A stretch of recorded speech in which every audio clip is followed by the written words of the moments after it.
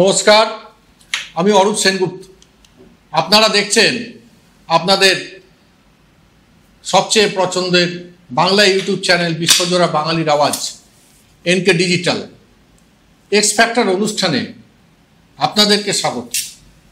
বিগত শেষ যে এপিসোড আমি করেছি এক্স ফ্যাক্টরে, সেখানে আমি বলেই দিয়েছি যে এই দেশ এই সময় এই শীর্ষকে এখন নিয়মিত আসব। সারা দেশে এবং অবশ্যই আমাদের রাজ্যে কি কি ঘটছে তার একটা তুলনামূলক পরিসংখ্যান নিয়ে। যেহেতু দরজায় কড়া নাড়ছে বিধানসভা নির্বাচন, এই জাতীয় আলোচনা নিয়মিত করে একটা সুস্পষ্ট রূপরেখা আপনাদের দিতে চায় এনকে ডিজিটাল। আমার আপনার অধিকার, একমাত্র অধিকার, মত প্রকাশের স্বাধীনতার প্রেক্ষিতে।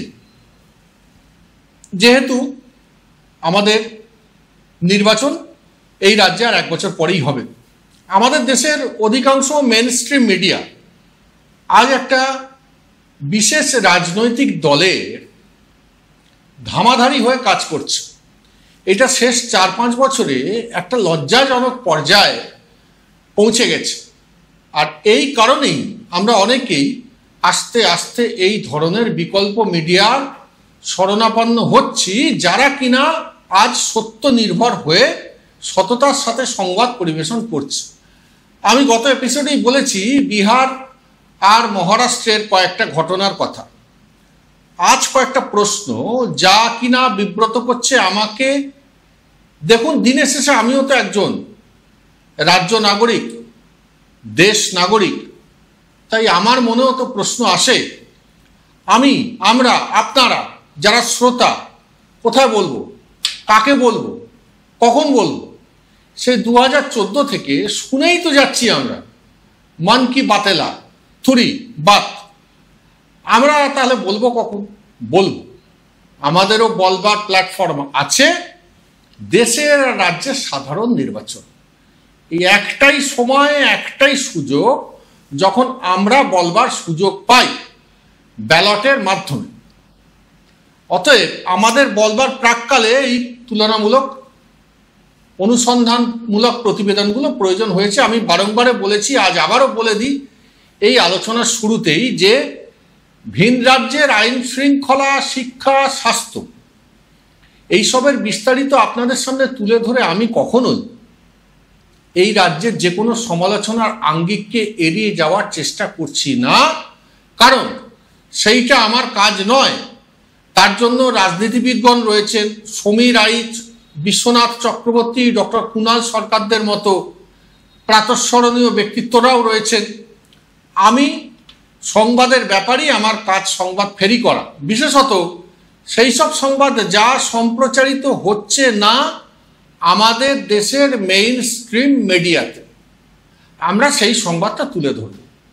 আজকে কয়েকটা প্রশ্ন তুলে ধরব আপনাদের বিবেকের কাছে, কারণ সেই সব প্রশ্ন আমাকে ভাবাচ্ছে, আমাকে নিরন্তর বিব্রত করছে। আচ্ছা, পেহেলগাঁওতে জঙ্গি হানার বয়স হলো প্রায় মাস 2। এর মধ্যে নিরীহ বেড়াতে যাওয়া পর্যটকদের প্রাণ গেল। কেউ কেউ এই দুর্ভাগ্যজনক ঘটনাকে সামনে রেখে ক্রাউড ফান্ডিং করে নিলেন।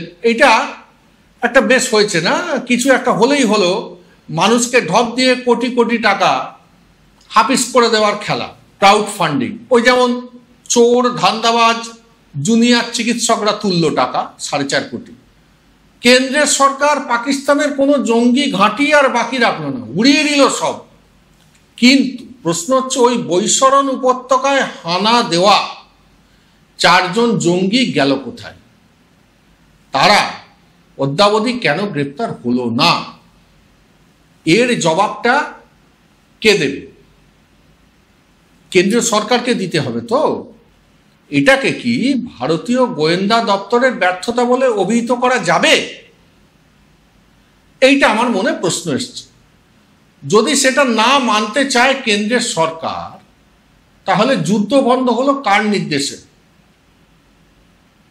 এটাও তো জানা প্রয়োজন।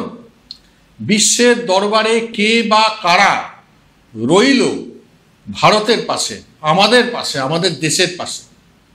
কেউ যদি নাই থাকলো, অন্তত আমার তো সেটাই মনে হচ্ছে, তাহলে কি সেটাকে বিদেশ নীতির ব্যর্থতা ধরবো নাকি প্রধানমন্ত্রীর, যিনি বারে বারে বিদেশ সফর করছেন 10 লাখি স্যুট পরে? আমাদের সমান্তরাল মিডিয়ার এক টাইকুন সেদিন দেখলাম সম্প্রচার করছেন টিভিতে, যাতে হাতি ও পতাকা নিয়ে চেনাব ব্রিজে ছোটাছুটি করছেন আমাদের বিজ্ঞাপন প্রিয় প্রধানমন্ত্রী। তো এই যাতে হাতি ও পতাকা বলা তো একটা অপরাধ। ওই চ্যানেল সেই সঞ্চালকের বিরুদ্ধে কি ব্যবস্থা নিল মানুষকে জানান। আপনাদের জন্যই তো এগিয়ে থাকি, আপনারাই এত ভাট বগলে আমরা কোথায় যাব? আমরা তো আরো পেছিয়ে পড়ব। আপনারা মানুষকে পরিষ্কার করে জানাবেন। পেহেলগাঁও জঙ্গি হানার পরে একটা সর্বদল বৈঠক ডাকা হলো, তাতে যোগ না দিয়ে প্রধানমন্ত্রী গেলেন বিহারে নির্বাচনী সভা করতে। দেশের মানুষের কাছে এর জন্য জবাবদিহি কে করবে? কোনটা আপনার কাছে বেশি জরুরি, 26টা নাগরিকের প্রাণ না বিহারের নির্বাচন? বসে বসে যে নীতিশ কুমারের পাশে হাসছিলেন, এর জবাবদিহিটা কে করবে? এই গত 22/5/2025 একটা সংবাদ বেরিয়েছে খবরের কাগজে। কর্ণাটকের বিজেপি বিধায়ক মুনিরত্ন এবং তার 3 সহকারী নিজের দলেরই এক মহিলা সদস্যকে অফিসে ডেকে ধর্ষণ করে ওই ধর্ষিতার মুখে প্রস্রাব করেন। এই ঘটনা 2023 সালের 11ই জুনের। কর্ণাটক সরকার কিংবা বিজেপি কে কি ব্যবস্থা নিল ওই ধর্ষক মুনিরত্নের বিরুদ্ধে? রত্নই বটে, কিন্তু মানুষ তো জানতে চায়। এই বিষয়ে নারী দরদি সুকান্ত মজুমদার কিছু বলবেন কি? আপনার কি কিছু এই বিষয়ে বলবার আছে? মধ্যপ্রদেশের ভোপালের খান্ডোয়ায় জনজাতি অধ্যুষিত এলাকা খালোয়া, এই গত 25শে মে হরি সালভি আর সুনীল ধুরবে দুজন বুদ্ধিজীবী একজন মহিলাকে ধর্ষণ করলেন। তারপরে সেই মহিলার গোপনাঙ্গে লোহার রড ঢুকিয়ে দিলেন। অতিরিক্ত রক্তক্ষরণ হওয়ার ফলে হরির বাড়িতেই মৃত্যু হলো ওই মহিলা। কর্ণাটকে সুশাসন প্রতিষ্ঠিত, ডাবল ইঞ্জিনের সরকার বলে কথা। একটা ইঞ্জিন তো কেন্দ্রীয় সরকার, যার ল্যাচ কাটা মন্ত্রী একজন এখন এই রাজ্যে আছেন। আমার সামান্য বিদ্যায় আমি বুঝি যে কেন্দ্রীয় মন্ত্রী তো সারা দেশের। তা কর্ণাটকের ওই মেয়েটার জন্য যদি কাঁদে আপনার প্রাণ, তবে এই এপিসোডের পরে একটা মন্তব্য করবেন আশা করি, for the good of justice. আপনি তো শিক্ষিত লোক বলে শুনেছি, রাজ্যের বিরোধী দলের প্রধান আপনি, আরও আছে, দাঁড়ান, সবে তো কলি সন্ধে, নাইট ইজ টু ইয়াং। এই দেশ এই সময় আরও কি কি ঘটছে শুনুন। উত্তরাখণ্ড, হরিদ্বার পুণ্যভূমি, গঙ্গা মায়ের পথ চলা শুরু। তো এই হরিদ্বারের বিজেপি মহিলা মোর্চার প্রাক্তন সভানেত্রী অনামিকা শর্মা থাকতেন না তার স্বামীর সাথে, থাকতেন তার বয়ফ্রেন্ড সুমিত পাটওয়ালের সাথে। হরিদ্বারের এসএসপি প্রেমেন্দ্র দাভাল এই দুজন লায়লা মজনুকে গ্রেপ্তার করেছেন কটা দিন আগে, কিন্তু কেন? Found Kolkata's first ever sweet shop serving so unique items like Dab Malai Curry, Motichur Truffle, Gajor Borfi, Dab Kalakand, and I had to try them. শুধু তাই নয়, শক্তিগড়ের ল্যাংচা, বর্ধমানের সীতাভোগ, মালদার পোস্তকদম, বহরমপুরের ছানা বড়া, এগুলো সবকিছু খেতে হলে আর এত দূরে যেতে হবে না। সুন্দরিনী ন্যাচারালসে পেয়ে যাবে পশ্চিমবঙ্গের বিখ্যাত 10টা জেলার মিষ্টি all under the same roof. এদের বেস্ট সেলার্স কচি ডাবের শাঁস দিয়ে বানানো ডাব মালাইকারি আর কলা পাতায় মোড়া গুড়ের সন্দেশ পাতুরি আর মাস্ট ট্রাই। জয়গুরু রত্নভান্ডার জ্যোতিষ চেম্বার, এখানে গোল্ড মেডেলিস্ট জ্যোতিষী বসেন। হাই কোয়ালিটির আসল গ্রহরত্ন সবচেয়ে কম দামে এখানে পাওয়া যায়। স্থান বেলঘড়িয়া, রানী পার্ক, বটতলা, 2 নম্বর রেলগেটের নিকটে। 9681345722 এবং 9007778922। Welcome to the world of civil business. A Bengali business personality and the most successful business group, Roy Construction Group of companies, now coming Sarib, West Bengal.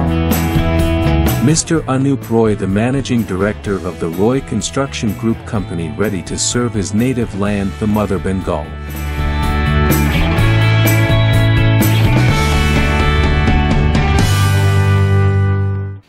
শুনবেন, সইতে পারবেন তো? কিন্তু আমি তো জানাতেই বসেছি, এই দেশ এই সময়। শুনুন তবে, এই অনামিকা শর্মার বয়ফ্রেন্ড সুমিত পাটোয়াল আর তার দুজন বন্ধু অনামিকা শর্মার উপস্থিতিতে তার মেয়েকে 8 বার ধর্ষণ করেছে। 8 টাইমস। কি কিংকর্তব্য বিমূঢ় হয়ে পড়লেন তো? কিরকম যেন একটা রেখা পাত্র আর কাঁথি কাঁথি গন্ধ পাচ্ছেন না? হলপ করে বলুন তো। জোকস অ্যাপার্ট, ভাবতে পারছেন? ভাবতে পারেন আপনারা, ভাবতে পারি আমরা? এই পাশবিক চিন্তা ভাবনা নিয়ে একটা রাজনৈতিক দল বাংলার সরকার চালাবে? এটা আপনারা মেনে নেবেন? আমি তো অবাক হয়ে যাচ্ছি। একজন খুব সাধারণ স্তরের সংবাদকর্মী হিসেবে আমি পরিশেষে কয়েকটা কথা বলতে চাই আমার সকল শ্রোতা বন্ধুদের। এটা অনস্বীকার্য যে সারা পৃথিবী জুড়েই একটা মুসলিম আগ্রাসন আছে, আমিও এটার বিরুদ্ধে। কিন্তু 2014 পরে আমাদের দেশে শুরু হয়ে গিয়েছে একটা ভয়ানক হিন্দি আগ্রাসন। এটাও কিন্তু চিন্তার বিষয়। আমি আজই এই চ্যানেলের কর্তৃপক্ষের কাছে অনুমোদন চেয়েছি এই ভয়ঙ্কর উগ্র হিন্দুত্ববাদ নিয়ে একটা এপিসোড করবার। তাই আজ হয়তো বিশদে যাওয়াটা ঠিক হবে না। দুটো উদাহরণ দিয়ে রাখি আপনাদের সুবিধার্থে। শরৎচন্দ্র চট্টোপাধ্যায় লিখেছিলেন দেবদাস। বারে বারে সিনেমা হয়েছে এই উপন্যাসকে আধার করে। প্রবথেশ বড়ুয়া থেকে সৌমিত্র চট্টোপাধ্যায়। উত্তমবাবুর লিপে সেই বিখ্যাত নজরুল গীতি মান্নাদে গাইলেন, শাওন রাতে যদি স্মরণে আসে মোরে। যাই হোক, এই উপন্যাস নিয়ে একবার সিনেমা বানালেন সঞ্জয় লীলা বনসালি। উনি প্রথমেই শরৎবাবুকে প্ল্যানচেট করে জিজ্ঞাসা করলেন, সাহাব একটা চমকিলা গান বানিয়েছি, সারা দেশ দুলবে একেবারে, আপনি কেবল অনুমতি দিন, আমি পার্বতী আর চন্দ্রমুখীকে একসাথে নাচাই, ব্যবসা হবে, মাধুরী আর ঐশ্বর্যা লাজবে, দোলারে দোলারে দোলারে দোলারে। ব্যাস। উপন্যাসে তো কোথাও এই দুজনের দেখা হয়নি। বানসালি মেলালেন, বিকৃত করলেন উপন্যাস। এইটা হিন্দি আগ্রাসন। আর এই মাত্র কটা দিন আগে কি একটা সিনেমা মুক্তি পেয়েছে, কেসরি 2, যেখানে ক্ষুদিরাম বসু সিং হয়েছেন। এইটা হিন্দি আগ্রাসন, যেটা পরিকল্পিতভাবে করে চলেছে বিজেপি নামক দলটা। আসবো, এইটা নিয়েও আসবো খুব শীঘ্রই। সারা ভারতবর্ষে উগ্র হিন্দুত্ববাদ, হিন্দি ভাষাভাষীদের আগ্রাসন এবং বাঙালিদের প্রতি বৈরিতা, এই সমস্ত বিষয় নিয়ে আবার দেখা হবে আপনাদের সাথে পরবর্তী এক্সট্রাক্টর অনুষ্ঠানে। সঙ্গে থাকবেন, ভালো থাকবেন। নমস্কার।